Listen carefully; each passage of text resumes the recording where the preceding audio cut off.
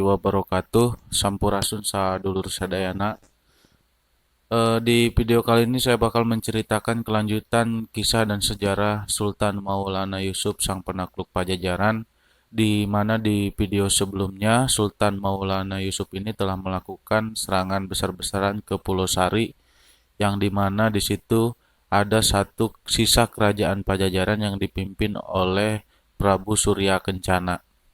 Dan di video sebelumnya juga Sultan Maulana Yusuf ini telah mengalahkan Prabu Surya Kencana, yang dimana empat Kanda Galante ini telah membawa Prabu Surya Kencana keluar dari medan pertempuran dan dibawa ke salah satu hutan yang berada di Pandeglang. Dan beliau beristirahat di salah satu pinggiran sungai, dan sebelum ngahiang, Prabu Surya Kencana menitipkan mahkota Binokasi Sang Hyang Pakai kepada empat Kanda Galante ini. Dan empat Kanda Galante ini yaitu adalah Batara Sang Hyang Hau, Batara Buana, Batara Dipati Wiraja, dan Batara Sang Hyang Kondang Hapa. Yang dimana Prabu Surya Kencana menitipkan mahkota Binokasi ini untuk diberikan ke kerajaan Sumedang Larang, yang dimana pangerannya untuk meneruskan tahta kerajaan Pajajaran yaitu Pangeran Angka Wijaya. Dan Sumedang Larang ini adalah dulunya kerajaan Tembong Agung yang didirikan Prabu Aji Putih atas perintah Surya Dewata, putra bungsu dari Maharaja Galuh, yang dimana sebelumnya Keraton Galuh dipindahkan ke Pakuan Pajajaran. Dan Tembong Agung akhirnya berubah lagi namanya menjadi Himberbuana ketika dipimpin oleh Prabu Taji Malela pada tahun 950 Masehi. Dan kemudian Himberbuana dirubah lagi menjadi Sumedang Larang, yang dimana pada abad ke-15 syiar Islam masuk ke Nusantara dan dibentuklah Kesultanan Cirebon oleh Pangeran Walangsungsang.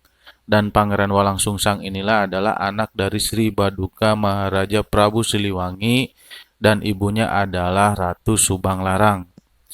Pada tahun 1529, penguasa Sumedang Larang yaitu Nyi Ratu Dewi Inten Dewata yang bergelar Ratu Pucuk Umun akhirnya menikahi Pangeran Santri, yang dimana Pangeran Santri ini adalah cucu dari Pangeran Tanjungan.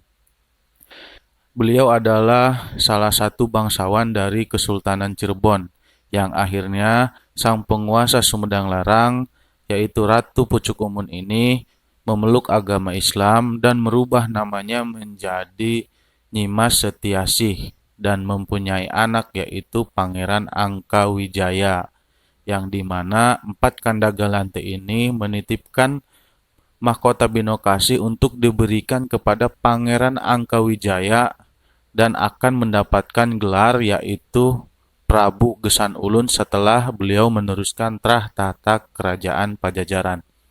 Dan setelah itu, Sultan Maulana Yusuf setelah menaklukkan Pajajaran yang dibantu Kesultanan Demak dan Kesultanan Cirebon, akhirnya pulang ke Kesultanan Banten dengan membawa pelangka Sriman Sriwacana ataupun batu penobatan Raja-Raja Sunda Galuh. Sultan Maulana Yusuf menjabat hanya 10 tahun dan Kesultanan Banten akhirnya memperluas wilayah dengan 3/4 sebagian wilayah yang sebelumnya belum dikuasai, akhirnya diperluas dan mensiarkan Islam di wilayah-wilayah tersebut. Kesultanan Banten pertahanannya semakin kuat dan semakin disegani oleh kesultanan-kesultanan yang berada di Nusantara dan di luar Nusantara. Dan Sultan Maulana Yusuf ini hanya menjabat dari tahun 1570 sampai 1580. Yang kemudian 1580 Sultan Maulana Yusuf ini wafat dan beliau meninggalkan putra mahkotanya yaitu Pangeran Muhammad yang berumur masih 9 tahun, yang dimana akan terjadi kekisruhan di Keraton Banten yang mungkin bakal terjadi perebutan tahta yang dilakukan oleh adik kandung dari Sultan Maulana Yusuf yaitu Pangeran Arya. Dan sebelumnya saya minta maaf bila mana ada kesalahan dari cerita sejarah ini dan mudah-mudahan ini bermanfaat. Dukung terus Amijaya Channel dengan cara subscribe, like, comment, share dan sebanyak-banyaknya. Jangan lupa tombol loncengnya juga notifikasinya biar gak ketinggalan video-video selanjutnya dari Amijaya Channel ini. Terima kasih. Assalamualaikum warahmatullahi wabarakatuh. Sampurasun sadulur sadaya.